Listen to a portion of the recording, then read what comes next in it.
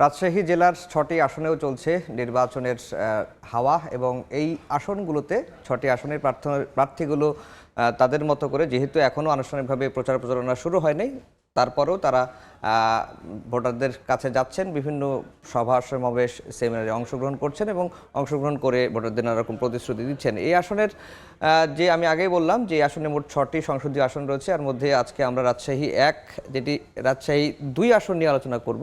রাজশাহী ২ আসনটি মূলত city corporation এলাকা নিয়েই এই আসনটি গঠিত এবং এই আসনের মোট আয়তন হচ্ছে ১০৪.০৬ বর্গ কিলোমিটার। এই আসনের মোট ভোটার ৩,৬৯,৫৬৪ জন। পুরুষ ভোটার রয়েছে ১,৭৪,২৫১ জন এবং নারী ভোটার রয়েছে ১,৯১,৩০৫ জন।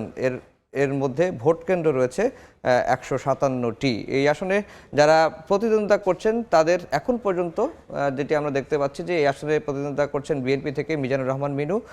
তিনি বিএনপি চেয়ারপারসনের উপদেষ্টা এবং এর আগেও তিনি সংসদ সদস্য ছিলেন এবং এরপরে যিনি তার সঙ্গে অর্থাৎ ধানের সিংহের সঙ্গে প্রতিদ্বন্দ্বিতা করবেন জামায়াতের প্রার্থী ডাক্তার মোহাম্মদ জাহাঙ্গীর আলম। এই আসনটি ১৯৯১ থেকে ২০০৮ পর্যন্ত বিএনপির আসন হিসেবেই পরিচিত ছিল এবং ২০০৮-এর পরে যে বিতর্কিত ৩টি নির্বাচন হয়েছে সেই ৩টি নির্বাচনে আওয়ামী লীগের জোট সঙ্গী জাসদের ওয়ার্কার্স পার্টির বাদশাহ তিনি নির্বাচিত হয়েছিলেন এবং ২০২৪ সালের বিতর্কিত নির্বাচনে আওয়ামী লীগের প্রার্থী হয়েছিল। এবার এই আসনটি আসলে বিএনপি উদ্ধারের জন্য মরিয়া হয়ে আছে। এই আসনের আরও খবর জানবো, আমাদের সহকর্মী এই আসনের খবরটি বিস্তারিতভাবে জানাবেন সাইফুর রহমান রকি আছেন। আমরা রকির কাছ থেকে রাজশাহী ২ আসনের নির্বাচনের হালচালটি একটু জেনে আসি।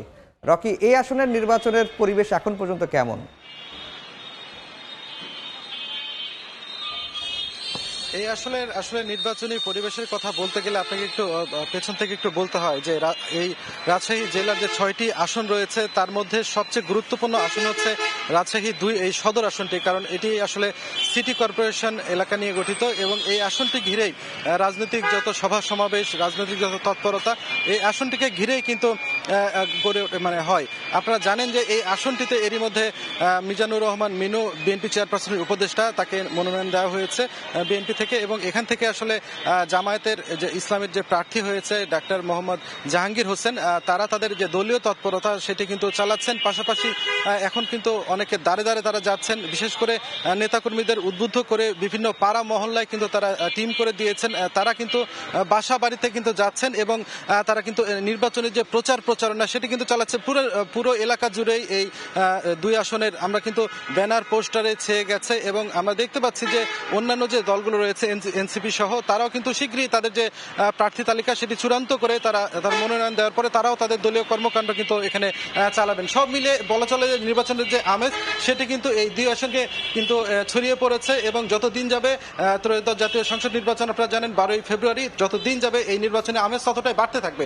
তো এই ছিল আসলে আমার কাছে এখন পর্যন্ত রাজশাহী ২ আসন থেকে সর্বশেষ। রাজশাহী ২ আসনের খবর জানাচ্ছিলেন সহকর্মী সাইফুর রহমান রকি।